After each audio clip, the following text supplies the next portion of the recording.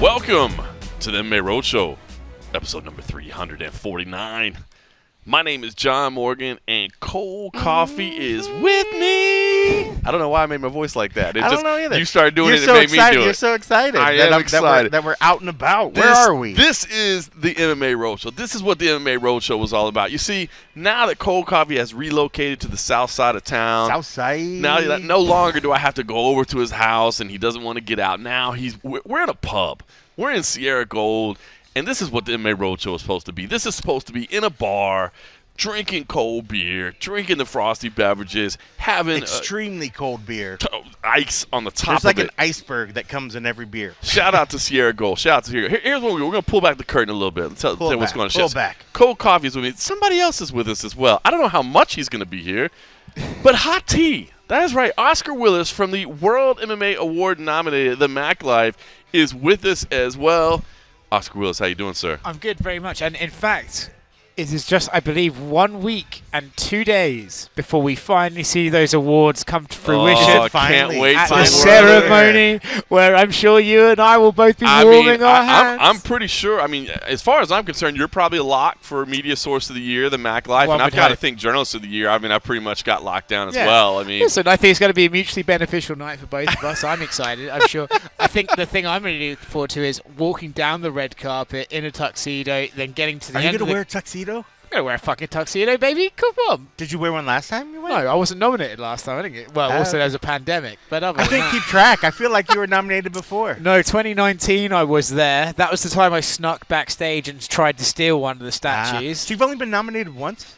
Me personally, once. Has it been the that Mac Life has been twice. But okay, okay. That's why I'm thinking this. Yeah. Mac Life. So I'm going to walk down the red carpet. A friend of mine happens to be in town from the UK, so we're going to do it together. Then I'm going to get to the end of the carpet and then get my camera out and start interviewing the rest of the people. Are you really? Yeah, fuck it. Why not? Wow. I respect the hustle. All right, so let me. I said I was going to peel back the curtain. Here's what I want to say. The reason you may say, well, why are you guys all together right now? Why are you guys all together? The reason is that Cold Coffee and I got to watch an episode of Pub Life. Pub Talk. You bastard. I mean, look, I blended them together. Pub Talk with Oscar Willis and Dan Hooker, and we got to. And I gotta say, man, you know, I've seen this concept and I've seen the video, and you guys have obviously been killing it. And what I really want to do is just sit in. I'm like, a concept where you get together and you drink frosty beverages and you talk about MMA. And I thought, my friend Oscar Willis has just struck upon genius here. And I really just kind of wanted to come soak it in, see how it was all done, and really try to maybe get a little inspiration for some maybe concepts I can do like moving that. forward. You know what what I mean? I tell you, until you mentioned it, I hadn't really thought about it, but I guess in a weird way, it's kind of similar to this, Joe. Well, I mean, extensive. There are some minor parallels here and there. But no, I'll be not to talk about Pub Talk too much, but I'll be honest. The whole way, give it a plug. The whole way it happened was. Dan and I got on really well in Abu Dhabi. We did the 20 questions thing that I kind of do every now and again, and we got on, and I saw lots of people comment saying, "Oh, you guys have great chemistry," and I was like, "Well, I've always wanted to do a podcast or a show of some description." I was kind of thinking about who's the right person to have in mind because either all the fighters who are good at talking have podcasts, or perhaps someone's fallen out with all those fighters so they wouldn't appear on my channel. How would that happen? I don't know who that would be. So it's kind of like, well, I didn't know who. And then I saw these comments saying, Dan, you have great chemistry. And I was like, well, I'll ask Dan. And Dan being the kind of guy. And obviously him being stuck here in Las Vegas. He was stuck in Vegas. Made it a perfect time. So I actually said to him, I was like, do you want to do a show? And he went, well, I've got fuck all else to do. And that was the end of that. That was a terrible Dan Hooker. That was like my kind of. Well, I apologize. But then that was actually Mark Hunt speaking about. Yeah. So then originally, the original plan was to have it in a podcast studio, and then I was looking around in Vegas for podcast studios. One happened to be owned by the Schmo Zone, or was held the Schmo Zone. Right. I thought, well, I don't want to use that one because then it will look like the same sort of podcast. But I was ringing around, and to be honest, they were just so expensive. Right. And I just thought, I didn't want to put down the first one. They wanted a $500 deposit. Oh wow. And I just thought, well, considering it's a concept that we haven't even discussed, yeah, it's me and him sitting down talking. I don't know if I can make a profit for the company. Okay, now let me ask you a question. In retrospect, now that I've seen the bar tab that you guys rack up while you're here, would it may have been a smarter investment to just go ahead and pay for the space? I think it would have been cheaper. Yeah, I didn't even look like that. Yeah, no. But it just, I think, I tried to get it done, and I just completely underestimated how busy the podcast space is. And so I tried to, it's for Thursday. Are you good for Thursday yet? And then I was like, well, I'll find somewhere, and everywhere's booked up. And then I thought about where can I get him. This place we're in right now is next to the Apex. Sierra Gold. Shout out to the fine folks at Sierra Gold for just letting us basically be an audio video studio, production studio. So then I asked them. They said yes. And then it became Pub Talk. It was never meant to be Pub Talk. Oh, it was just a matter of location. Wow. It was just meant to be a podcast. So kind of just turned out that way. That's so I awesome. didn't necessarily rip you off entirely. It just happened to end up. I just happened to rip you off. I didn't mean to rip you off. We got there in the end, but initially it wasn't a rip off. No, in fairness, you guys are doing a totally different thing. I mean, obviously, I don't think we're the first people to ever have a frosty beverage and talk some mixed martial arts. But you guys, hey, listen, if anybody hasn't checked it out on YouTube, I mean, look, you guys are no holds barred, man. You get I think we toe the line a little bit. We try to keep it a little bit wrapped around the mixed martial arts. You guys just go all off in there. Yeah, well, yeah. It's getting worse every episode as well. But I mean, part of that I think too is because you guys are getting chummier.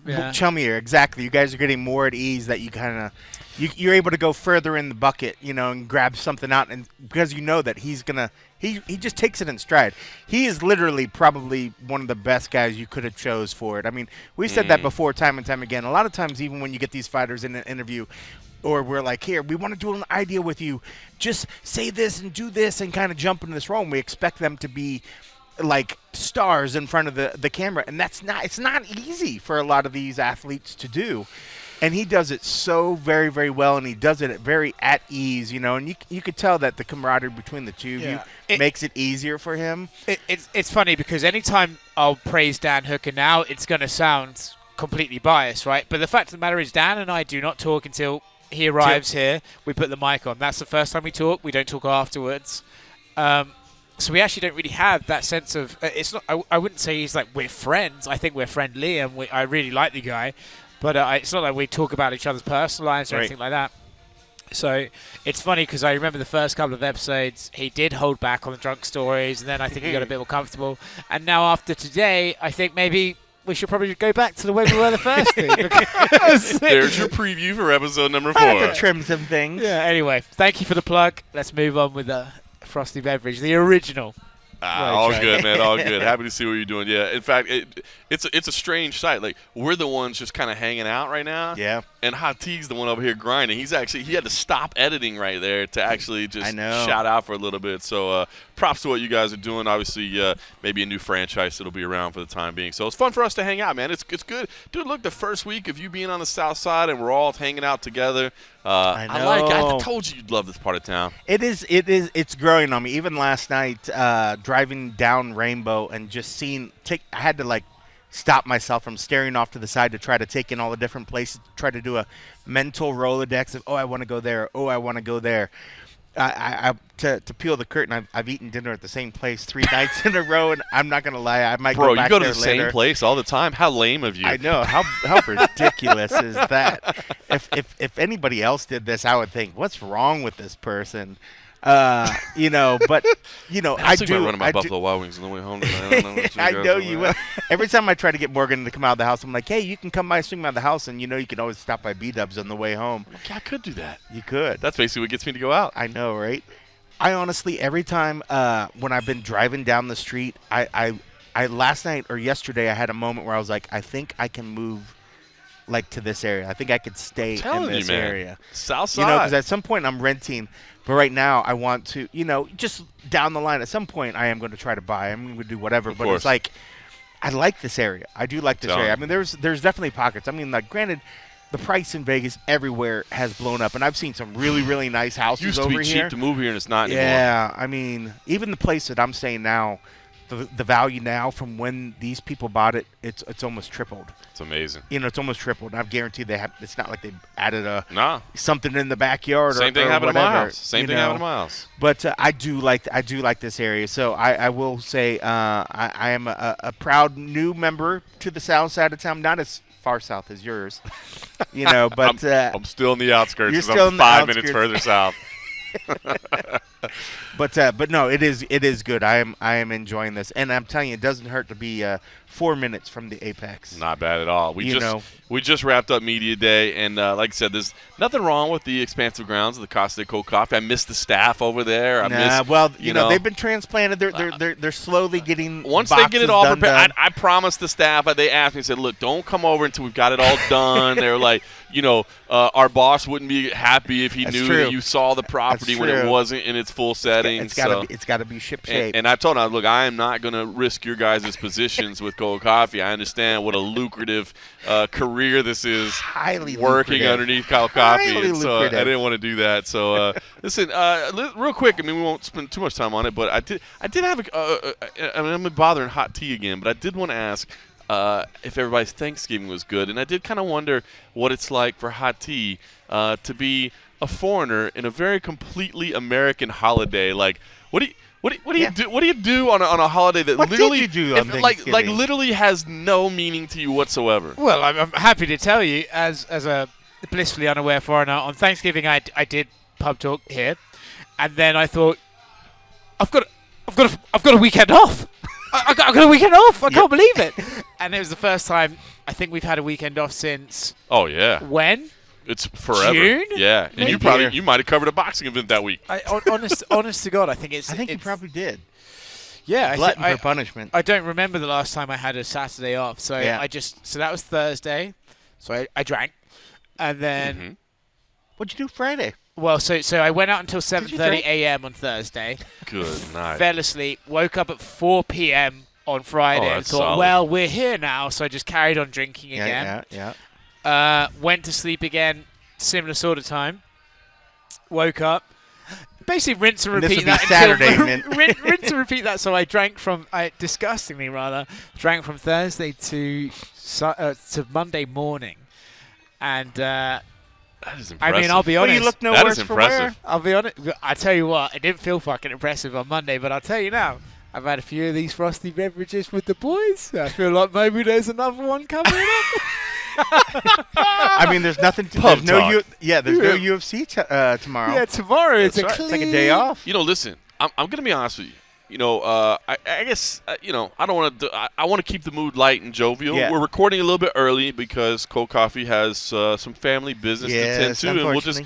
we won't go too deep into that because I don't want to make you delve into it. But you know what? I'm going to be honest with you. For 349 consecutive Thursdays, Yeah. we've done the MMA Roadshow. But let's remember, 349 Thursdays ago, there was not early weigh-ins. No.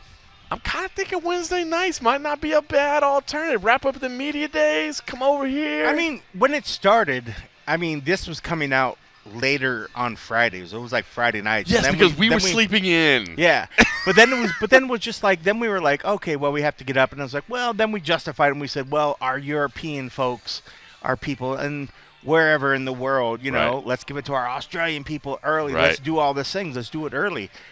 I have no problem switching it. It's just, it makes for a long day, like if we have the media day, but honestly, it's not a big deal if we did, because on some of these things, to give us our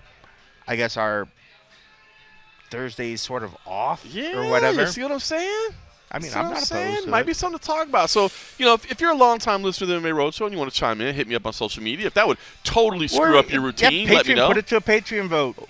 Yeah, to be honest with you, that's the people that matter. Yeah, that's I mean, the like- no disrespect to everybody else. You all matter. If you Everybody listen, matters, If you listen, obviously. you all matter. But, the folks over at patreon.com/MMA Roadshow, they're the one calling us the shot. And, I'm not they opposed to might leaning want a towards little bit of Wednesday. space in between the full episode and the and-a-half episode that they're getting every Saturday night. It'll give a little more space, a little more time for the episode to breathe. Don't forget, guys, press conferences are on Thursdays, though. Yeah, but it's What we still, did before. but still, that would just be press conference and then done. Aren't we? I hate to say this. I'm not opposed. The press conferences have kind of lost. I love being there, But I feel like the value of what we get there is sometimes Well, especially not when they great. still put on a media day and then they choose to put a press conference. I mean, it's And one that's thing, I only guess, and if that's they only hold the off. pay-per-view weeks. That's only the pay-per-view Yeah. weeks. I think it depends, right? Because there's, for example, next Thursday, we'll get Oliveira, Dustin Poirier's presser. If we had Leon and Masvidal at that presser, That would be something. there's something. I think we can all be You're fair. expecting the fire from Oliveira and Poirier. I think we can assume that Dustin and Charles are going to be pretty Be like, cordial. can you believe that Charles Oliveira called Dustin Poirier's wife a bitch today at the press conference? Yeah. So I don't think we're going to get that. But then for the ones you get those, every so often you get an Izzy Vittori, and I mean that's those true. are absolute fucking gold. That is Well, I true. mean, you never know. I mean, watch old Charlie Oliveira pull something out of the hat and get a little chippy this time around. I mean, I wouldn't be opposed. I mean, these guys, as cordial as they are champions. They all want to win. It's an amazing You never know fight. what's going to come out. I think that fight is Cannot fantastic. wait for that fight. You know, and I can't wait for that fight. I mean, it's one of those things that both guys can be very, very cordial, but also both of them have hearts of lions, and both hearts of just what they've pushed through to get to this point. And if somebody just happens to say a little something, I think sometimes they almost get a chip on their shoulder, like, you know, hey, I'm being cordial. That doesn't mean I'm taking this guy lightly, or that I'm going to go in there and not go hard on this guy.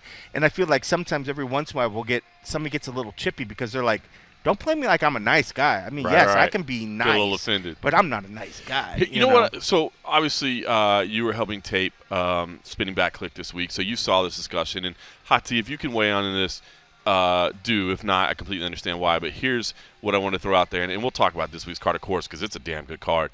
But I am so fired up by this lightweight title fight next week at UFC 269. But so obviously, Conor McGregor said, "Look, when I come back, I'm fighting for the title." And I think we've all said, "Well, of course that is possible. Is whether you think he deserves it or not. He is Conor McGregor. He's the biggest star in the sport."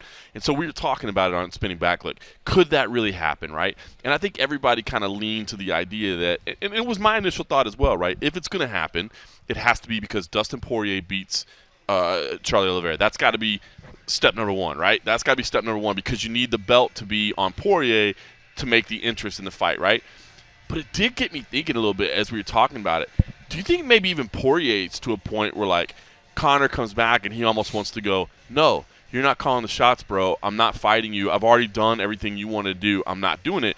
Would Conor almost be better off if Charles Oliveira wins the belt? Because Charles Oliveira has never I mean, I'm sure this is going to be a nice paycheck with Poirier, right, but he's never tasted money like that money that would come with Conor McGregor. And I wonder if Charles Oliveira would be like, I don't care if you're 0-10 in your last fights, bro. You want to fight for the lightweight title? Yes, sir. I will fight you right now. Yeah. I mean, I agree. If they put it up to the champ and let the champ actually decide, if Oliveira wins, Oliveira would never turn down that fight. Right? You know, but if Dustin was able to get the belt and does get it, of course he's going to take that fight. You don't think he'd even maybe? No, just because, I mean, the dollar value is just different. As much as the bull crap that a Conor fight week brings, because the last Conor that we saw was just rude and it was just kind of a dick. It wasn't the cordial Conor. It wasn't the cordial Conor, which I really loved that fight week. I know, as much as others maybe said whatever, I absolutely I loved Conor that fight week. I thought it was fantastic. I loved the camaraderie. I loved that they were both doing the benefits and the charity and this and that. And then it went out and it was a good fight. Mm-hmm. And then the second fight happened. It was all chippy, and then he was all like, "I didn't lose. My leg broke," you know, which was just so asinine. You know, like, it doesn't matter. Nobody else has ever said, "Hey, I had a break." Well, you know, obviously at this point, you know, certain members at the table will disagree. I mean, but it's like we've never had other people ever, you know, blame a break and say, "No, my leg broke, but it wasn't because of you." You know, you're in a fight with somebody. Everything that happens against you is your opponent's, you know, is credited to your opponent. If you weren't in a fight, that leg wouldn't have broke. That ankle wouldn't have broke. Right. If you went in, just like we'd said before, if you knew you had possibility that you had breaks, or if you had stress fractures or something, don't go in the fight, or just be willing to accept whatever. Don't make any excuses after the fact. But as for Dustin's side, that money's the best that's ever been for him. True. I mean, it would be like saying, yeah, you know, because then at that point, I think there's still. But wouldn't that be like a Dustin flex to be like, dude. I mean, let's be I real. played your game. But I'm done with your Connor games. was hitting well. Don't That you- was not like that was not a one-sided fight by any means. There Don't was you still think a lot that of a lot danger of this there. answer comes in on when, let's say Dustin, I assume Dustin's contract's pretty decent right now. I imagine so. I'm sure there was a lot of work to get there, but it's I'm sure it's better. it's better, think- right? But I would imagine that when he gets, let's say he's getting a slice of pay-per-view for this fight. I imagine. Yes. I would imagine it is. I imagine when you get the check for that one versus the check for the 1.7 and the 1.5, 1.6 one before that. Compare that to, and I'm not like a pay-per-view expert here, but let's say really, I think quite generously, this does 500K. I think that's pretty generous without Masvidal Edwards. If Right. they had got Hamza on it, I think it would have boosted it. But Because that's the problem with like Nunes and Shevchenko title fights, right? just Is that everybody thinks like, it's just I know not I'm gonna going to have it's it. not going to draw it. So I think you can maybe think like, oh, I don't need to fight that guy again. I'm calling the shots now. But when you get that check and it's, I mean, probably multitude of millions different. Yeah. I think that probably would make your next call pretty different. You don't need to prove your point at that Yeah. point. Like, It's just like, well, I can prove it again. You could feel you might feel. but this is the last time, Connor. I'm just Yeah. telling you, this is the last time. I don't know. And as for Charles Oliveira, that's funny. I hadn't actually thought about what that would. Maybe because I'm picking points Sure. in that fight. Yeah. But I hadn't really thought about that. But man, again, Like, you know, Charles but Oliveira's even not going to Conor say you knows. don't deserve it. Charles Oliveira's Well, just yeah. going to say, But even come Conor to knows- Papa. Come Conor to would have to Papa. bring everything. I mean, like it'd be easy to say who would be the A side on that, but any promotion, any whatever, it would be completely from Conor's Of course. side. yeah. But Where at that's- least if he's Dustin done it comes, before, he did it with Aldo, and he did the best promotion But that tour was I've ever Aldo. seen in my But that life. was Aldo. Aldo brought eyeballs on his own. Like Aldo eyeballs and Oliveira eyeballs are night and day. I think Aldo brought respect, but I don't know that he brought buys. You, Well, yeah, but- you could argue this Well, way, that. But I mean, like people wanted to see Conor go beat the guy that nobody could beat. but you could, Oliveira's not that You dude. could I also mean- argue now that Conor's own star power has now grown so much so that any sort of lesser thing that Aldo not involved has caused. Yeah. Conor's star power is. Conor's star power. In fairness, Kenny's star power has grown quite strong as well. I mean, the guy's It's huge. I mean, I was thinking this earlier. I don't know why, but earlier today. Don't underestimate it, man. Like Canelo Alvarez just did the pay-per-view of his life against Caleb Plant with the UFC on the same night, and he did, I think, 800,000 Right. buys. That's a lot of buys. Conor hasn't done under 1 million I know. in like 5 years or insane. something insane. Yeah. You know, his star power is it's off the charts. rivaled probably only by Floyd in combat I sports, would agree. realistically. So I think don't underestimate just the attraction of let's get some people round and watch a Conor fight. I Yeah. think he's No, transcended I completely agree. sports. Listen, I know people think it's crazy, but I do And see I know us- that's coming from me. and No, all, of course, but you're being honest with it. I mean, I know that people think it's crazy. I mean, look, there's a whole thing. If you want to say, does his record deserve it? No, I'm not going to support that and say that he deserves it. But is it completely possible that he walks back in and does it? Yeah. And again, I think the only way it wouldn't is if the champion was just so steadfastly against it that whoever the champion was like, absolutely not. There's no way that guy doesn't deserve it. But I definitely don't think Oliveira would do it, and I think you guys make a good case that Poirier wouldn't as well. So we'll see how it plays out at UFC 269. Hey, I do want to ask, did anybody else I guess it sounds like Hot T wasn't sober enough to do anything. I don't know, but did anybody else do the Triad Combat over the weekend? I did Anybody watch check- it, Oh, you actually. checked it out? I wasn't No, I very did sober not. while I was doing it, but I did. I did watch not. it. I did not. didn't check it out? I saw. The only clip I saw was the GIF of Frank Mir doing Oh, Give that you was hard. the wobbly stanky No, the leg. Savage. inventor It's- said it's a GIF. The Who inventor said said it. The guy that made the platform says it's a GIF. Well, Yeah. I read that somewhere. I don't so give it's a clearly shit what true. he says. But I It's think a it should be GIF. GIF. It's I think not it a should be GIF. GIF. It's a GIF. It's a GIF. But so you check that. Well, what did you? I don't want to spend a bunch of time on it, but I gotta say, okay, now twofold here. Maybe it's the fact that I wasn't working it. Like I was literally just having frosty Yeah, beverages I as wasn't well. working it either, So yeah. I wasn't having to report anything. I wasn't having to tweet. Like I was literally just watching. But I gotta be honest with you, I kind of enjoyed the show, man. I didn't hate it at all. I think if tonight I went home and there was a Triller Triad Combat on, is that Metallica right there? Yeah, In the ironically background? enough, Look, Metallica. hey, thank you, Sierra Gold. Production value is amazing here. They're throwing a little Metallica to go with this. I don't know, man. I'll be honest with you. I enjoyed the show. Now, the second caveat being, I don't know how much longer they can do shows like that. I mean, I don't know how deep their pockets are. I don't know what their finances are or whatever, but I mean, just from a tuning in and did I get my entertainment value worth, I thought it was fun. Again, I enjoyed it for what it is. I enjoyed it for the new concept that it is. And you kind of have to take that into consideration, right? It's not like a great sporting event that I'm watching. I'm not tuning in for the 100-meter golds here. Right. So I think if you go in there with that, like, I'm just here to watch the show, right? I've had a few beers and I'm ready to watch someone get smacked up. I did think it was interesting. I thought it was interesting. It's not quite the hybrid I think anyone really imagines when they think of MMA versus boxing as a hybrid. It's really not that. It's what it is. It's basically bare knuckle FC with gloves. That's basically what it is. The rules are the same. Punch and you can clinch. Yeah. I thought Mike Perry did great. I thought that was an interesting MMA versus boxer fight where Mike Perry swarmed him. At the end of the round, the boxer would land cleaner shots. But Mike Perry did enough to win. Frank Mir versus a guy whose last fight was against Anthony Joshua. And I love Frank Mir. For a long time. That was bad matchmaking. Yeah, I mean, he last fought Joshua. Yeah. And it wasn't that uncompetitive. Yep. So that kind of was looked how I thought it was going to look, and that sucked. Do I think it has legs? No, but Triller lasted longer than I thought they were going to anyway, because apparently Ryan Kavanagh... Also, not to go on a tangent, Ryan Kavanagh's weird entire segment dedicated to Dana White. That's bizarre. It's a bit ex-girlfriend energy. I think here's what's going to – and you know what? I'll be honest with you. I have not followed Triller enough to know who's actually doing their matchmaking. Here's the thing is, if you told me tomorrow, hey, guys, you guys are off. There's a Triller Triad Combat on, but it was names I didn't know. Like, I'm not attracted to the sport so much where I'm like, dude, I got to watch this concept. But they had – look, dude, I was excited to watch Tumanov in there, man. I'm a big Tumanov fan. They had in there. Mike Perry was a great name. Frank Mir was bad matchmaking, but he was there. Mitrione. I think they did a good job of getting the right names, right? So, like, if they could do that, I'd tune in again. But if it's just, hey, we got this boxer against this dude off the streets or whatever, like, I'm not tuning in. I would argue this at this point. Triller's name in combat sports does more harm to triad combat than it does good. I know it's their concept, but I think when you see Triller attached to anything, you think, oh, Bush League, insane, just crazy weird. Do we know who does the matchmaking? Like, who figures all their matchmaking out? I don't think I've ever heard it published or talked about.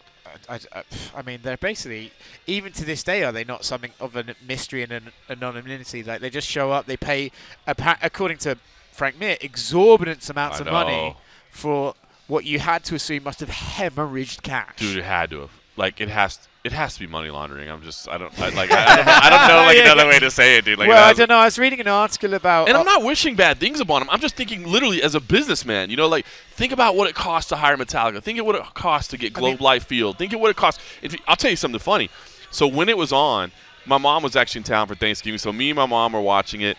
My wife had a friend of hers over who brought a daughter. So we were just having like a little family gathering, kind of what's going on. But my wife's friend is actually hilarious. Her husband and her own a company that is into production here in Las Vegas. Like, they do like stage setups and special effects. And I asked her, I was like, hey, what do you think? I was like, ballpark. What do you think that stage costs? I was like, I'm not asking what Metallica costs. I'm like, what do you think that stage and that lighting, just from what you're seeing right now? She was like, we could charge $500,000 for that easy. And I'm like, $500,000 just to set up the stage and the lighting and stuff, dude. Like, there's no way they can be making money.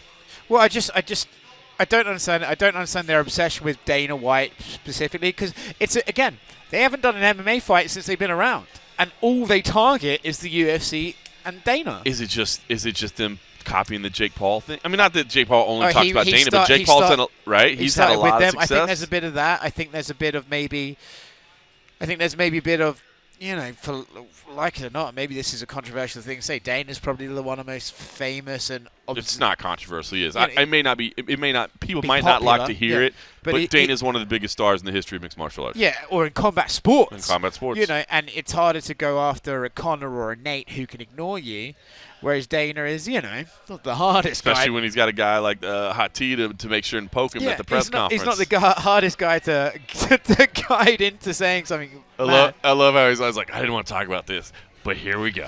Well, I mean, the Beatles. Look at that, the Beatles. Dude, production value. Now, they got a little ahead of the schedule. We weren't ready to segue into the Beatles segment yet, but that is a fantastic documentary that's on Netflix right now. But anyway, continue, sir. Well, I just think I I don't know. And I do. Dana once said that, they try and reach out all the time and I ignore them. I wonder if there's a bit of that because this Ryan Kavanagh guy, like his energy does scream bitter ex-girlfriend, you know? Yeah, he does seem very frustrated. I think he's going to send out a press release saying that he's pregnant with Dana's baby soon, but I don't know. Look, I want to be clear. I'm not rooting against. I enjoy the product, and I'm not rooting against them. I'm not sitting here saying, they're going to fail and why do this. Dude, anything that's more opportunities for fighters to fight and get paid, man, I love it. Kevin Lee said on Ariel Helwani's show today that that Triller was one of the people interested in him. I guarantee they'll pay him more than he's made in the UFC so far. Guarantee it. That's a good thing. I'm just literally looking at this as a business person who in the past has been in charge of P&Ls and just saying, I see no way they're profitable, but hey, I don't know what their model is. So I don't know. I enjoyed the show. All right, look, this week we're covering UFC on ESPN 31, Font versus Aldo. And guys, dude, I just want right off the top, man, the top two. I think this whole card is good, by the way. I'm really excited for this card. I'm not excited for the later. I've gotten spoiled by these early morning starts. I like these early morning starts. I like when we leave the Apex and it's still daylight outside. I'm not going to lie. Maybe it's me getting old. Maybe it's me getting selfish. That I can go have a Saturday night with my family. So I'm not excited about the time, but I'm excited about the card. And the top two fights especially, man. Rob Font versus Jose Aldo and Rafael Fiziev versus Brad Riddell. My goodness, man. Talk about some absolute spectacular bangers. I don't see any way those two fights disappoint. Hopefully, I'm going to knock on some wood here at Sierra Gold as I say that. Hopefully, I'm not spoiling anything, but I just don't see any way that those two fights aren't fun fights. Yeah, I mean, when you look at this card, again, this is another card that I remember overhearing somebody today that was just like, that's a really good card for an ESPN card. Like, they were due for good cards, and this is a really good one. I mean, those two fights that you mentioned, I mean, are good ones. I mean, the Maki Pitolo, Dusko, how do you say it? Todorovic. Like, that's a fun fight. Jake Matthews, man, he's been around for a minute. Good to see him. Man. I mean, now Jake Matthews, Jeremiah Wells, man. CFFC. What's the deal with Cheyenne Bays, and why is it now Vlismas? I'm going to be honest with you. I do not know. I don't know either. I don't know, and I don't. Is it? I mean, she didn't show up to media day. We just wrapped media day. She wasn't part of it because she's on the preliminary card. Like, I'm excited for that fight as well. I mean, is that all right? I'm just is that appropriate to ask? Like, why did you change your name? Is that? I mean, it seems weird, right? Because it suggests that they're not together anymore. It does suggest, I don't but really it's like care. I saw some pictures, but I mean, they were like that. Really, it was cool to see that you had a married couple that was going through. And we're both getting signed to the UFC at the same time. It's cool. So they brought it up. Story. They made it all about it. Look, I think it's a fair question, especially since it's another UFC fighter. Like, if you're just asking somebody, did you get divorced? Like, that's kind of like, what are you asking me that for? But it is another UFC fighter. But it does seem like a weird question to ask, right? Like, if she was at media day, I don't know that I would have said anything. I bet Amy probably would have, and maybe I would have said something just and try to find a polite way to say, we noticed the name change. Is there a reason or a story behind it? You know, I don't know if anybody's seen it. I don't know. I mean, not like we couldn't find out, but I guess I don't care enough to reach out. No, that I mean, much. It's somebody's single. personal Hey, I know you had a really fit guy, but how about a not fit guy just to throw things? You know what would really piss him off? Go for the fat media guy. You're but terrible. No, I mean, Alonzo Menefield, William Knight. I mean, Dude, that's going to be a banger. That's going to be crazy. This card, top to bottom, I mean, even when you go down to the very beginning, Louis Smoka, Vince Morales. Bro, Mickey Gall and Alex Morono, second fight of the night. This whole card is sick. I love mean, this like, fight. this card is so sick. I do love this card. I mean, dude, Manel Kopp and Zhalgas Samalugov, that's going to be a great fight. Say that again. Say that twice. I would like to say it again because I didn't say it right. Zhalgas Samalugov. But look, hey, the frosty beverage has been flowing. Look, this card's dope, top to bottom. I mean, like, I'll remind everybody, this came after an episode of Pub Talk, which, by the way, I did not jump on. So if you, just in case you were, you were almost about to be. I thought about it, but I do value my career. Yep. I need my paycheck, and I mean, when you look at this card, the only thing that's missing to make this a pay-per-view caliber card is a title shot. If you had this is a pay-per-view. If you had a title fight, you could absolutely make this a pay-per-view caliber card for sure. Absolutely. There's just no title. I completely agree. I mean, that's how good this card is. I mean, and maybe that's the whole idea for ESPN. Like, there's been all these fight nights and everything's been on ESPN Plus.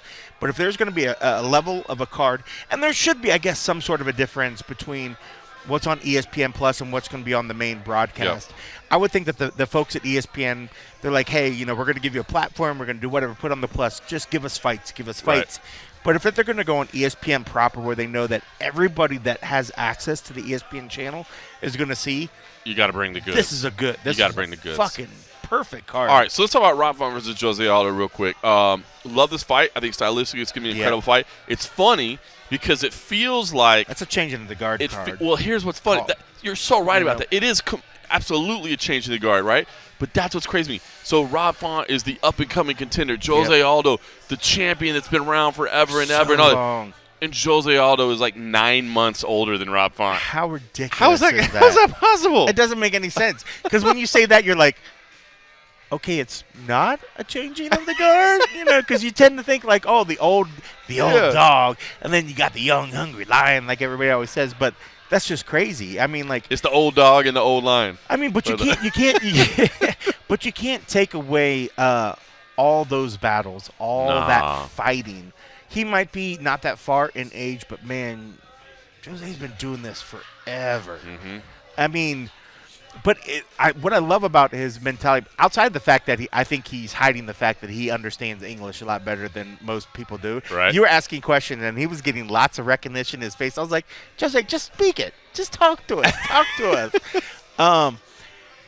This cat has been around so long, but I love the fact that he feels like he's been reinvigorated. You could see it in him. Yeah. He doesn't give that tired look. I've seen other fighters that are much younger that have less experience kind of have that whole like, oh, here it is, another media day, another whatever, and they're just going through the motions, and they just feel tired. I don't get that when I look at Alder right now, It's funny, and obviously we were going through a translator, and I wish it could be a direct, but it's funny.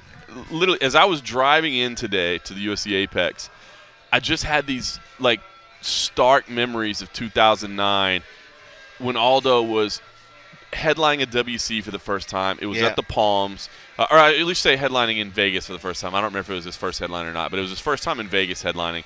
It was at the Palms. WC. It was Mike Brown.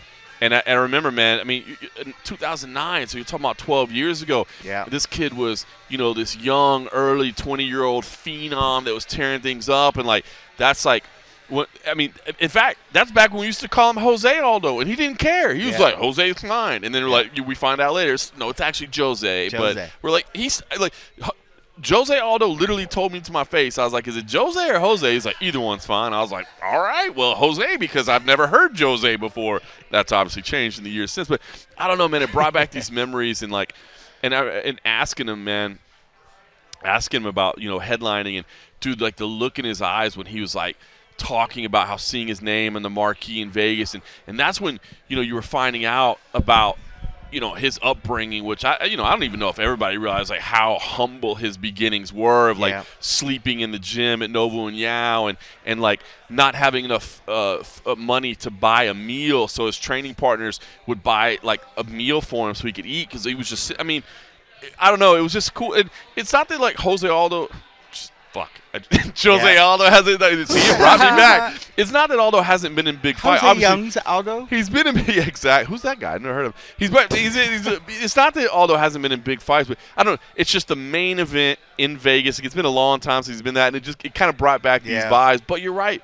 He still feels fresh. But to me, and I know this may sound weird because he's coming off some fights with some very tough guys, Munoz, Cheeto. He's coming off some, but I feel like Saturday night, I'm going to have a very clear indicator of what Aldo has left in the tank because I just feel like Aldo is going to be tested by Font maybe in a way that Cheeto and Munoz didn't. I feel like because I'm going to be honest with you. Well, his size, Rob's size as well. I mean, it's and his something output and his I feel like and I'm not trying to discount Aldo. I'm not, man. He's an MMA legend. But I feel like on Saturday night I'm gonna have a clear indicator. He still says, and I love what he said. Right, he's talking about Glover Teixeira. He's like, look, if Glover just won at 42, he's like, I'm a baby in this sport, so I'm gonna keep winning. That's true. But I do feel like I'm gonna have an indicator. Glover's reset the whole game at that point, and I love that every fighter is going to him as they should. I mean, like Glover deserves all the credit and all the kudos and everything that he's getting right now, all the accolades for what he's done. I mean, he reset the whole clock for his career, and he reset the clock for a lot of these cats. Now, I feel like with Jose, since at some point the days will be over, but I mean, for everybody that's listening to this is going to be diehards, and I'm sure everybody already has heard stories. The story, when people look at Jose, say there's a new person that's listening to this, and somebody looks at them and says, "What's that scar on his face from? What's the story that you've heard?" And I'll tell you if it's different than the story that I heard. The story that, if I remember, it was he told us this directly at that same WEC scrum, and I think it was Steve Cofield, Vegas kind of media legend that asked him about it. If I remember right, it was Steve Cofield that asked about it. And he said that when he was a kid, when he was like a little kid, I believe the World Cup was on, and so nobody was paying attention, and he fell onto like a barbecue grill, basically, that burned his face. I had heard that his sister, and if somebody knows and can clear it, I had heard his sister. Into a fireplace. I heard his sister was holding him. Dropped him. And then dropped him, and then he fell onto the grill. All three of us are like, these new people won't know, and none of us really actually fucking know. But it's like it's a story that how many things do you hear about? And then you think about it, and then you forget about it. And then you forget about it. But like what I always remember was that his sister was holding him, and then that he got dropped, and then his face hit the grill. Women. But the idea of him just falling into a grill on his own, unless it was like on the ground. No, I think his sister sister dropped him or something. If I remember, that's along those lines. But I remember, I think it was Steve Cofield that asked him about that in that same scrum, man. It was a cool scrum, man. It was like a really 12 years. I don't know why I got those vibes when I came back. You know what else? The other vibes I got. I miss all the old WEC stuff, the old Pride shit. Like, it's when you see like a lot of those old interviews, when you see these vets that we know now, but just see them, they were literally like they looked like little babies. They were so young and fresh. I get the same feel when I walk down the hallway of the Apex and you look at the old tough stuff. Yeah. If you actually stop to like walk and take your time and look at the photos of the fighters, it's amazing. They are babies. They're all young. Time capsule. I mean, it is. It really, really is. You know what I mean? And it's amazing. And but it's just one of those things. Should there not be a diehard that listens to this story, somebody's gonna see Jose fight and be like, wow, he's got a really strong scar, or want to know more about these guys. But you're right, the upbringing that Jose had, I mean, like most Brazilian fighters, the upbringing that most of them have, the UFC created a whole new way of life for them, you know. And then when some of them started to see how their life could change if they were able to get picked up by the UFC or some sort of fighting organization, it was all in at that point, So a lot of these, that was the only way out. I mean, like, we've been to Brazil lots and lots of times, and you understand the struggle that's there, You see street vendors. You see when you're pulled up to a stop sign and you see people just out there in the crazy heat trying to shuck and trying to sell these goods that you're like, does anybody ever really buy this shit? But they're out there still trying to sell these wares. And that's just trying to survive in those places. So when you see these cats that go through some of these hard times, and I mean, like, we've been in some favelas. In the favelas that we've been into, it's a lot nicer than what these guys grew up in. Like, they took us to the parts that they were okay with showing. They were okay showing, But when you find out a lot of the other areas, when you talk about when the police like, no, we don't go in those areas. The favelas take care of themselves. You're like, holy shit, that's hardcore. So to hear that these cats go up in these sort of things and then are able to make careers and let alone become these superstars, and when you go to Brazil and you see these cats walk the streets and see the admiration from the other Brazilians and other people for what their careers have went through and what they've been able to do, how they've been able to break out of the norm, it's just amazing. I mean, like, it's not the same when you see the same sort of thing here when you just see a guy and he's like, oh, I was in suburbia, but then I became a movie star. You're like, bro, but you've never fucking struggled. And then you see these cats that have had the toughest. Class, bro. It was so middle class. Dude. I mean, I only had 2 private schools to choose from, Like that legendary promo from Chael Sonnen where it's like, oh, they were twins and they only had one BMW. They had to share it. You know what I mean? That car. Who gets to drive today? So that was one of the greatest promos of all time. Hey, listen, one other thought I did have on Aldo. And this is related to nothing, but it just crossed my mind today. And I think it was because I saw Danny Segura tweet that clip of Aldo playing in a charity soccer game recently, from years ago, but he recently tweeted. I want to see Team Aldo versus Team Habib in like a fantasy charity soccer game, dude. You can be as tough as you want. The Brazilians are going to have the Russians in soccer. Let's be honest. Depends what squads they put together, but I'd love to see that. So listen, big main event. Rafael Fiziev versus Brad Riddell, co-main event. Bottom line, I'm just saying, banger, right? There's no way this fight sucks, right? Yeah. There you go. That's that easy. That's it. Well, they're not going to bother. Why go to the ground? Let's just settle this standing man to man. Let's just right here. Let's just walk to the middle because there should be a little shit talking going on, and then there's just going to be. Even though they're buddies, they're going to have a little fun with each other. Yeah, Fiziev's going to talk a little bit. But that's the thing too. When you know somebody that closely, or even somewhat that closely, but you've never went full all in. It might have been one of those things that's in the back of your mind, I've given you good. I've just never give you my best, right. And there's going to be a moment where they both might want to just say, all right, well, let me feel your best, and I'm going to give you my best. Stand right there. I'm going to stand right here. Let's do this, know. No playing around. Look, they're both early in their career. They both had multiple fight of the night bonuses. Yeah. I just don't see any way. And again, I'm gonna knock on wood here, Sierra Gold. We've ruined things like that. No before. way that this fight sucks, right? I think it's gonna be fun. The only thing would be is if they get too polite with each other and if they care too much about each other that they actually can't go. We've seen I feel like we've seen fighters before that have always been they didn't let it go into killer mode. They were like, I'm going to be better than you mode, but I'm not going to finish you. Like when we see guys, I swear we've seen guys, even when it got to the ground and pound, they could have finished it, and they stop and they're looking at the ref please tell me this is enough. Yeah. Please tell me enough because I'm not going to keep hitting them, But these guys kind of both said they kind of just lightly sparred in the gym. I bet they're both nah, I'm ready to pull the trigger on you. I think you're right. I think you're right. I've been high on Fiziev for a long time, dude. There's just, there's certain guys that when they come in, they just have something about them that you mark them as, okay, there's talent, and then there's, this guy is one to watch. So Adrian Yanez, who fought 2 weeks ago, as soon as I saw him, we saw him on the Contender Series. He's fantastic, as soon as I saw him, I was like, wow, this guy, just something to the fluidity of their movements. And for me, Fiziev has the same thing. Agreed. Do I think he can be champion? I don't know. But you just know you're going to want to watch him fight every time he fights. There's just something special about the way he fights. And then it's funny because Riddell, he doesn't really give that to me, but actually, if you think about it, he's a banger of a fighter too. It's almost a shame. I think you asked him earlier at Media Day about it's not in front of a crowd, and neither of them seem to really give a shit. But dude, it would be the crowd would be so into this fight. Well, dude, Fiziev versus Bobby Green was off the fucking chain. Yes. That was God bless Bobby Green. It is a shame that this is at the Apex. I'm just going to say, this is one of those fights that the crowd would just do it next week. Be electric. Just put it on next week, just, I don't know. There's still time for COVID. No. I'm looking forward to that. All right, listen, Clay Guido versus Leo Santos. Look, I know a lot of people are probably like, so what? I'm excited for this. I'm kind of a grappling nerd. I love watching it. The wrestling of Clay Guido. First of all, let me just say, I'm a Clay Guido fan. I love that guy. That dude has been around forever. And the only person to come to Media Day and ask us how we would do it. You see? That's the kind of guy that Carpenter is, man. He's going to do that for you.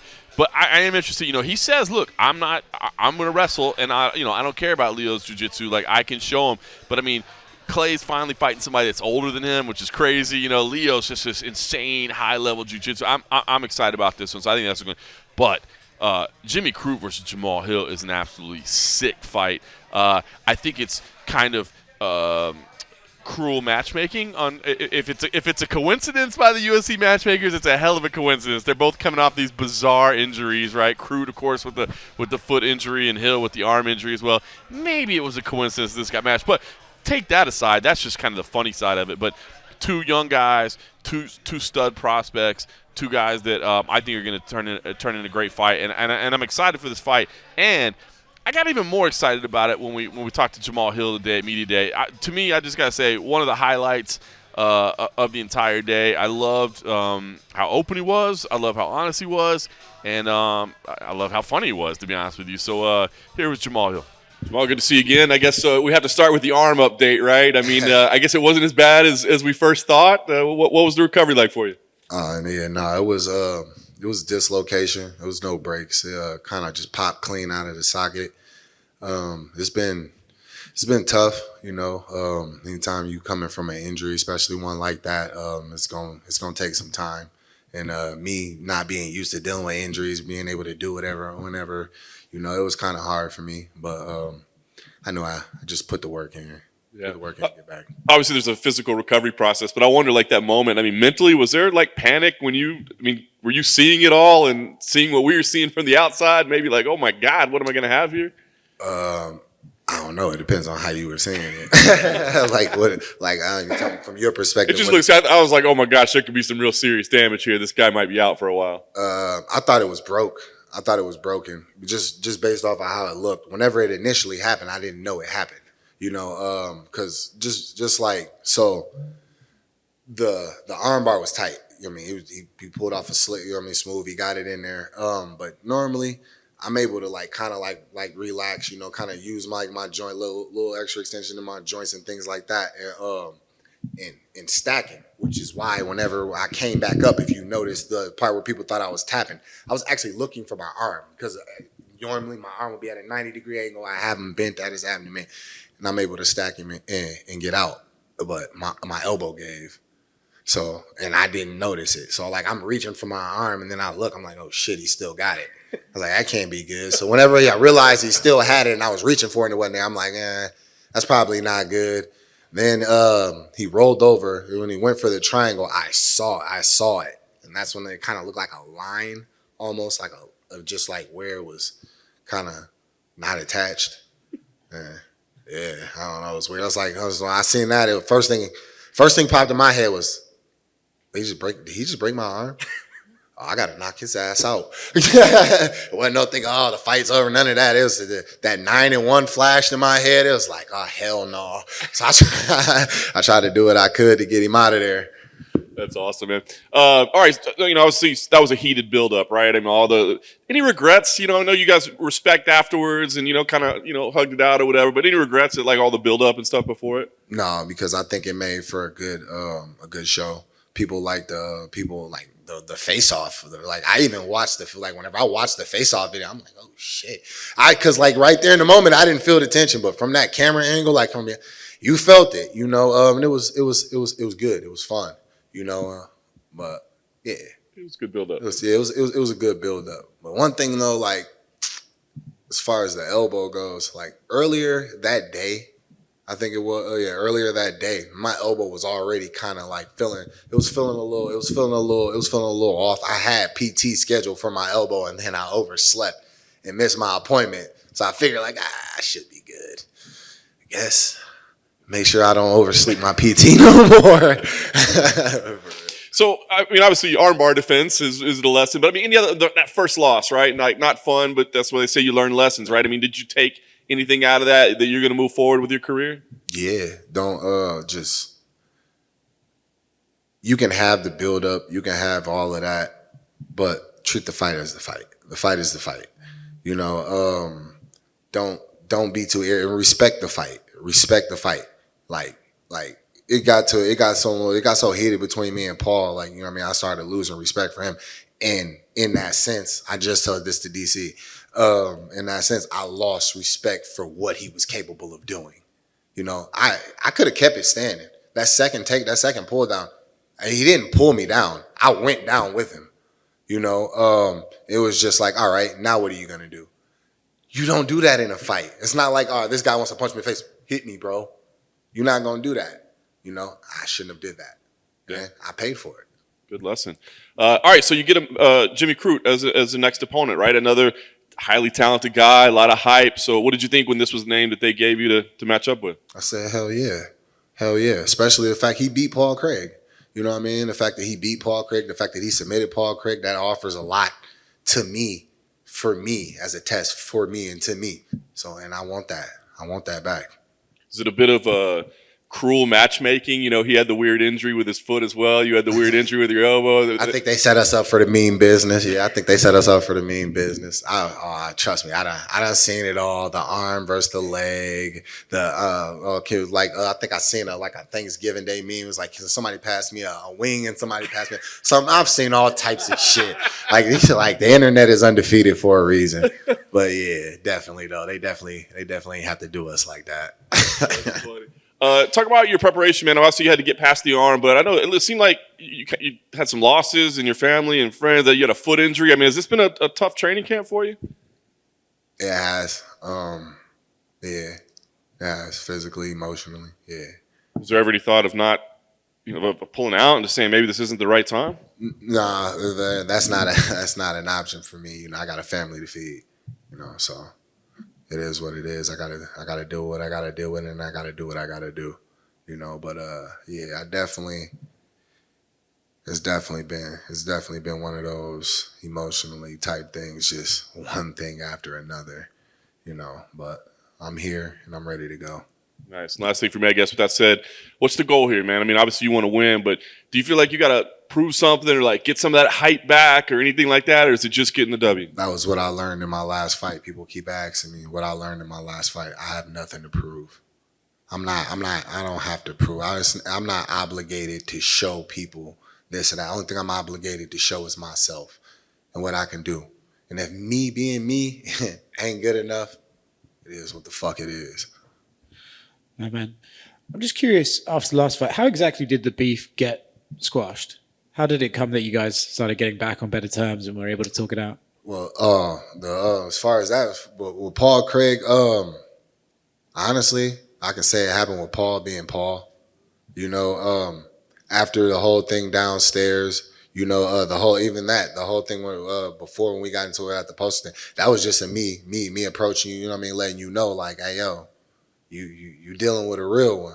You know what I'm saying? Like all that other, which later turned out to be shit that he didn't even know was said. You know what I'm saying? Which, because I looked at it like, oh, he's commented on the post. This person said it, so he had to have saw it. He just condoned it. Just mistakes on my part. But after, like, I'm watching his interviews, I'm like, damn, this is actually a good dude. You know what I'm saying? Like, by the time we were in the cage, we were standing in the cage, I'm standing across, I'm like, I really don't dislike this dude. Like, you know what I'm saying? But it's like, all right, fuck it, we're all in on it now. You know what I'm saying? But after it still could have still been that way. But after he did he got up, he won, he took his lap, you know what I mean? He took his victory lap, and he came up to me, and he over in my ear, he said, hey, I don't know what was said, but I'm a good person. I respect you. I have nothing but love for you. You know what I mean? And he showed me the type of man that he was. So it was only right for me to show that same man in return, because that's truly how I like to be and how I feel people should interact with each other. So after that, I'm like, damn, all right, bro, appreciate you, respect. You know what I mean? I stood up, made sure I stood there while he got his hand raised, went back, handled what I needed to handle. So I got done, right, at the hospital. I'm like, all right, cool. We get there. They're like, oh, we're gonna put it back in place. We're gonna sedate you. So I got that or whatever. Look up. Coach tapped me like, hey, yo, we leaving. We out. So we leave. We go get in the car. Get back to the hotel. Pull up to the hotel. Paul Craig's the first person I see. Paul Craig's the first person I see whenever I pull up to the hotel. And he just walks up to me with a beer. Walks up to me with a beer like here. He's like, and that's when the racist comments or whatever that were said and things. He had no idea about those. Then I seen whenever he found out about it, whenever they said something, and it was like, oh shit. Like, from there we talked, chopped it up, let me buy you a beer. He told me I don't pay for beer, I don't pay for nothing. He proceeded to get me drunk as hell the rest of the night. You know what I'm saying? So hey, we turned up, you know what I mean? It was fun. Paul got some moves too. I was about to say, was that some moves? He been working on the jiu-jitsu thing. He got a little, he can come to the barbecue. Damn. Good stuff, man. Thank you.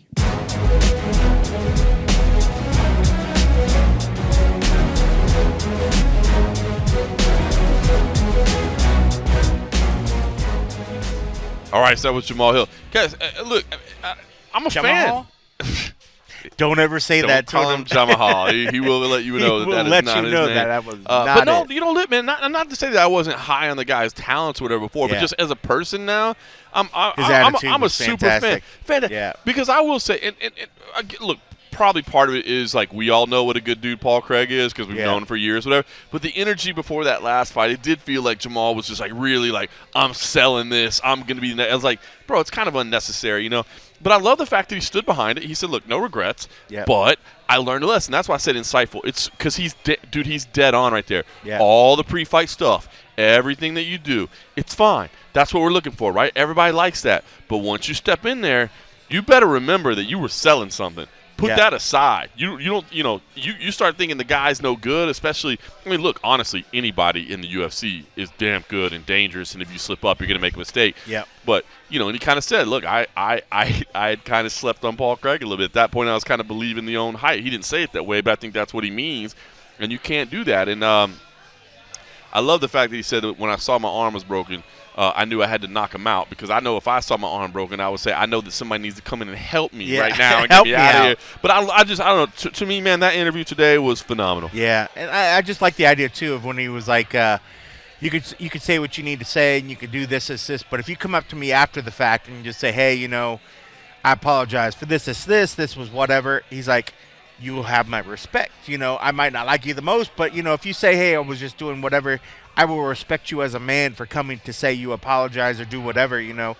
I liked his attitude about all that sort of thing. And then when he talked about how they got together after the fact, that's the shit that we love. I mean, just like when fighters fight That's the and part they have of the a sport dog I fight, love, man. and then they get together and like, bro, let's go have a fucking beer, whatever. I love that he was like, Paul's like, you will not buy a beer tonight. You will not pay for anything. That truly is what I love about the sport, man. You go in so there, good. That literally is it in a I mean, nutshell. I've got to be honest. I kind of enjoyed the thing that some people would miss out on, but when he's like, he's invited to the barbecue because of his Yes. moves. I was like, He had great moves. But no, you're right. I mean, like, I'm getting goosebumps now thinking about it. Like, that was like, that's the shit you want to hear. Yep. You want to see them go out and perform as hard as they're going to go and do whatever, but then have the respect, regardless if they talk the shit that they need to talk. But if they can come back mano a mano, come back and say, you know, this was what I was doing, this is what I was doing. But hey, bro, let fucking all, whatever, that's the past. Let's go have some beers. Let's go dance. Let's go do whatever. And they have a good time. And I loved his attitude after that. I mean, like, he's kind of got that scary edge to him. Like Jamal. He's kind of got that thing where it's like, I know if you piss him off, he doesn't look like he's going to let go of that grudge. No. But I like the fact that he's like, well, you know, if you're going to say something that's pissed me off, come apologize like a man, and then we good again. Yep. You know, like, I love it. and I think that's what anybody should be like. Last thing I'll touch on with Jamal. So you heard there, I touched on it a little bit, and obviously it's audio. I think if you watch the video, you'll see a little more clear. Jamal's had a friend die, a training partner die, a former coach die. In this build-up. And so I touched on that a little bit, and you could see him kind of break a little bit. Yeah, you almost did. And I kind of, I don't know, I guess, and I don't know, I guess you can argue as a journalist, maybe you should have set him let there and break down, but I could just see it, and I was like, no, let's move forward. You read the room. He said it's tough. You read the moment. He said it's tough. Let's go. So it'll be interesting to see, you know, if he is victorious, you know, what he kind says of after where the his motives fact. are. Now, he's got a tough assignment in Jimmy Kroot, and love Jimmy Kroot as well, man. You know what's funny is I started to ask you a hot tea about this, and I don't know if you know, there was one day in Abu Dhabi on Fight Island where we ran into Jimmy Kroot on the beach, and I think that was the first time I'd ever shook his hand. That dude has like Shane Carwin hands, dude. That was big, that big. Oh my god, dude! I was just like, it just it stood out to me. Like, I've shaken a lot of people's hands in my life. There's very few times. There's very few times. Way of putting it. That's how COVID happened. Yeah, until COVID happened. Yeah. But there's very few times where I've like just been like, holy shit! And Shane Carwin's like one of those guys. You know, Brock Lesnar was one, but Shane Carwin, Jimmy Kroot at his size has like Shane Carwin hands. That dude is literally throwing sledgehammers. It takes a lot of soap to clean him. So ridiculous. Okay. Yeah, you can tell that we've done 2 shows back to back here. No, listen. All right, so listen. We talked about all the great things of people, you know, moving on, letting bygones be bygones, coming together and sharing a cold beer.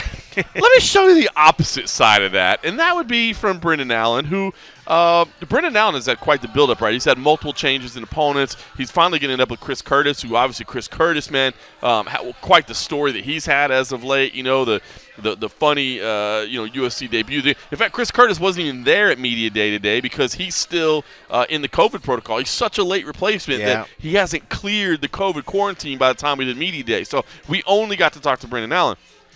You have to make sure you have to tell him to go see the video because we saw some wonderful mullets, and Brendan Allen was sporting the stash from hell. Kroot and Allen both had amazing mullets. Allen had an amazing mullets. In fact, I actually opened the interview talking about his suit, which probably doesn't translate very well for audio. Yeah. But you should go look at him. You should go check out just for the suit and just for the mullet. So what I want you to do as you're listening to this interview is I want you to follow. I love them.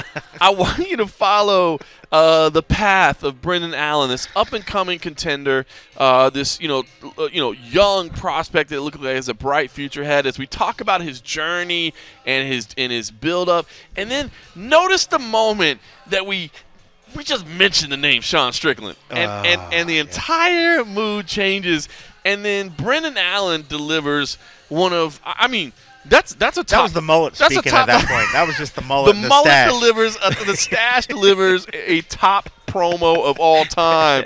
He literally. I don't even know if his lips were moving. It was just the stash moving. Brendan Allen earned my $60. That was pretty for awesome. the rematch, and just look, I don't want to run. Listen for yourself. Here's Brendan Allen.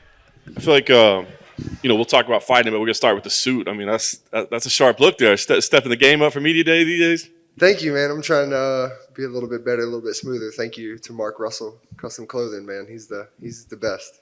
That's best awesome. in the game. That's awesome, man. Well, let's talk about how you're feeling at this point. I mean, are you feeling good about the fight happening on Saturday? Are you a little bit worried that another opponent change or something crazy could happen on the way? I'm just happy to be fighting at this point. Ready to get the rest of the job done, cut the weight, make the weight, rehydrate, and just fight and go home. That's kind of my thing. I'm just ready to do it. What if they came to you tomorrow and they're like, we got some bad news. Chris is out, but we've got another guy. We've got another opponent. The next opponent would be in.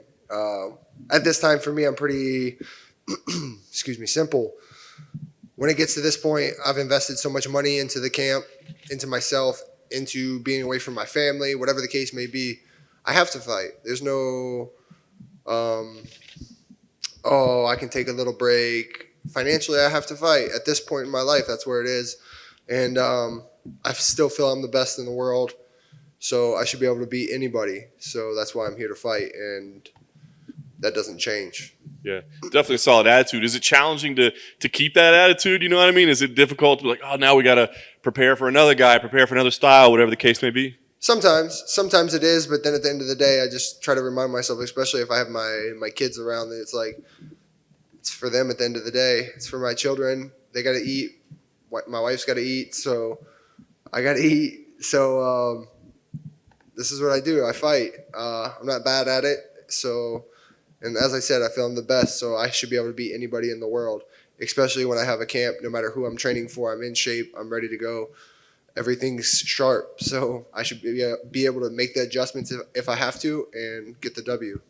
Chris is a guy that's obviously been around for a long time. So when they came to you with the name, were you familiar with his body of work, with his style, all that? Yeah, of course. He fought my teammate last, fought another teammates before, friends of mine before. So definitely I knew who he was and excited for it. Yeah. He's super experienced, right? But, I mean, is there anything that he does in particular that you look at and say, man, this is a trouble spot. We got to stay away here. We got to be aware.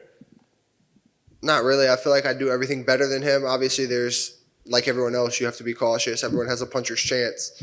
And I feel pretty tough with any punch that I see coming, but still, you never know. So, obviously, the goal is just to make him miss and make him pay for that and go from there.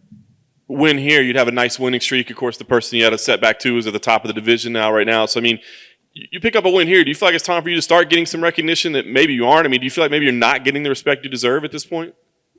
I mean, I feel like it's kind of been like that kind of like my whole career. I've had some stumbles when I was younger and right in front of the bosses. So I've had to earn my way back. But looking back now, I wouldn't change it. it made me how I am today, who I am today. So it was necessary per se, and I guess you could say I'm happy it happened. But I feel like there's really nothing that I haven't seen, nothing that I haven't been a part of. So I'm comfortable everywhere. I feel I'm good everywhere, mentally, physically. I'm just different, and it's still changing.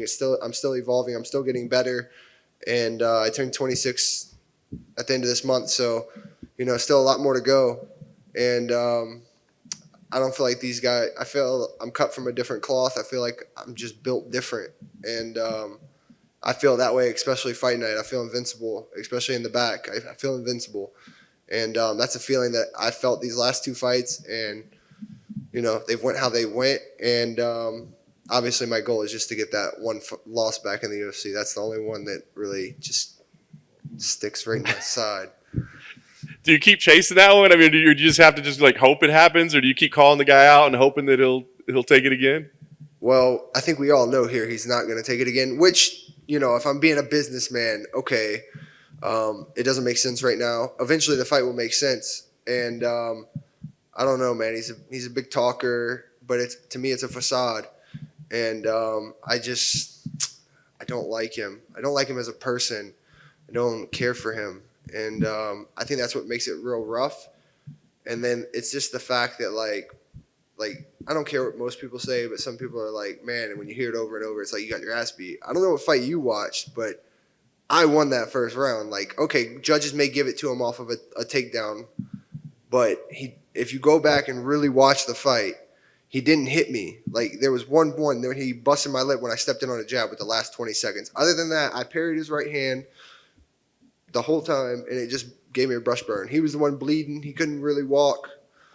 Like, it is what it is. But I can't think of that, Eventually it'll make sense, and that's what I'm focused on, is just me continuing to grow, get better, and eventually it'll make sense. And when that time comes, I promise I'll make headlines. So let's say you win here, UFC comes to you and says, you're not going to believe this. We either got a title fight for you or we got Sean. It pays the same. It's the same. Sean, I'll do it for half the money. The money's not the problem. Like, like when we heard Strickland pulled out, I literally text Mick and was like, I'll fight him and still fight Brad the next month. I don't care. It doesn't matter to me. Like, at the end of the day, I'm a man first. And when you disrespect me as a man, okay, well, unless we have a contract, keep the same energy out here. Like, don't tell me you're building hype or you're doing this, you're doing that. At the end of the day, I'm a man. I'm not going to disrespect you as a man unless I really want to fight you. If I really want to fight you and I really want to hurt you, I'm going to disrespect you as a man. That's just, I don't talk about people's families. I don't talk about their religion. I don't talk about those things. To me, those things are off limits unless you really have a problem. And he crossed those lines, and I feel like he's crossed those lines for many other people. But for me, I'm just, like I said, I'm different. I feel like I was raised from my father's real old school and real Southern, and he rubs off on me, I guess. I guess that's where I get it from, but I feel that way. Like, what I say in these interviews, what I say to anyone, I mean that. It's not me talking shit. I'm not talking shit. That's what I believe. At least at that moment, I believe that. Could it change? Of course. If he come up to me and said, I apologize for what I said about your kid, things like that. The beef is squashed. Do I have respect for him? I have more, because you come up to me as a man and apologize. But I don't have like the ultimate respect for you at that point. But I have more respect, and the beef is squashed at that point. Do I want to fight you again? Of course. But it's not like it is right now, where it's like, if I see you and you say something kind of reckless to me, we're fighting. Or if you even give me a look, we're fighting. And I don't care about the repercussions. I don't care about the penalties. I don't care about none of that. It's not about that to me. That's just how I am. I at some points I wear my emotions on my sleeves when you talk about certain things to me. So that's just how I am. It is what it is. I'm me. I don't change for nobody.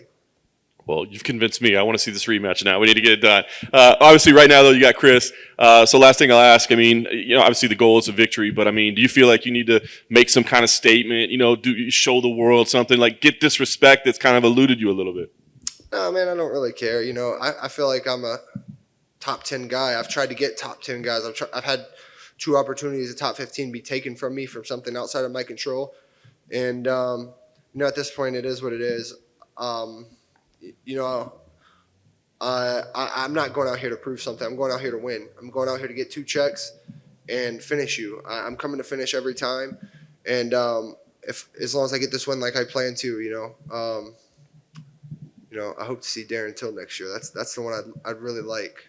So that's my plan. But obviously my plans don't mean really too much if they don't line up with, the matchmaking. So hopefully that's in the cards. Like I said, I've been right there at top 15. I've beat really good guys. I've beat the toughest guys that I could get my hands on. And I don't see why not, to me, but it's not up to me.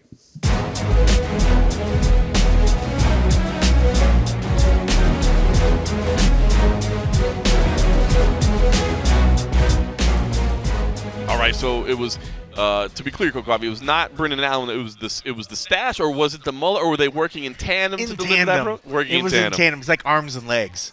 It's like the arms and legs just working together. The lips were just following along. Oh, wow. I'm just imagining like a cartoon character, literally just like a mullet and a stash. But no, listen, I'm going to be honest with you. Dude, I'll be honest with you. So I often feel bad about even bringing up the name Sean Strickland in front of Brendan Allen because, I'm like, dude, you have to be tired of it. You have to be like, stop asking me this question. No, he's not tired about it. He's not tired about it. Yep. He wants to make that fight happen. And I'm telling you, cut promos like that. I shouldn't even say cut promos. Because exactly what he said. I'm just being real, and I'm telling you the way I feel. Yep. And I think maybe that's why I'm so, I want to see this fight. Because it's not a promo. It's not just – it's like, dude, when you talk like that, I want to see you two guys throw hands. Yeah, I think that's the difference. I think we throw out that term a lot because we're like, oh, cut a promo when the guy's just like, I'm going to say what you need to get the clicks or whatever. Right. But then there's something different. The guy's like, no, I want that back. I want that back. I want that fight. You could take half the damn paycheck. Just make it happen. He didn't even let me finish the question. I He's know. like, no. He was Sean, pumped. I want Sean. And there's something different, when you think, and there's nothing wrong with what we say. Oh, he's cutting a promo. He's saying all the things we want to hear. And then there was that time when you see it, and you're just like, wow, there's something real nasty and simmering under the surface, just ready to explode. That's not even under the surface. He was just full on. That was lava overflowing. That was lava overflowing. It had already exploded or something. But yeah, I mean that's fantastic. I mean, and good for him. I mean, that's the one he wants. And if he's I love that. Was it you that asked that what he wanted more, a title or that? Yeah, that's what I'm saying. That he wouldn't even let me finish the question. How crazy, Sean. Yeah, Sean. Sean. And that just goes something. I mean, so many times we have these fighters, where it's like they have these records, and we think that obviously the titles, this and that, and it would be stupid for us to think that they would want anything else but a title shot. He's like, nope. No, this shit is real and personal. This is real. These are real emotion, the emotions that these guys have to. I can only imagine going into these fights and what you have to put yourself into, and then when something doesn't go the way you want it to, you're willing to give up everything to get that back. And this was the case of that, where he's like, I don't care about the goal that I've been working towards. I want this more. That's intense. I want to hurt this person. That's intense. That's intense. I'm down for that. Main card kicks off with Brian Barbarina versus Darien Weeks. By the way, that's cool. We also didn't get to see Darien Weeks either. He's also still in COVID-19 protocol, so he wasn't there for media day.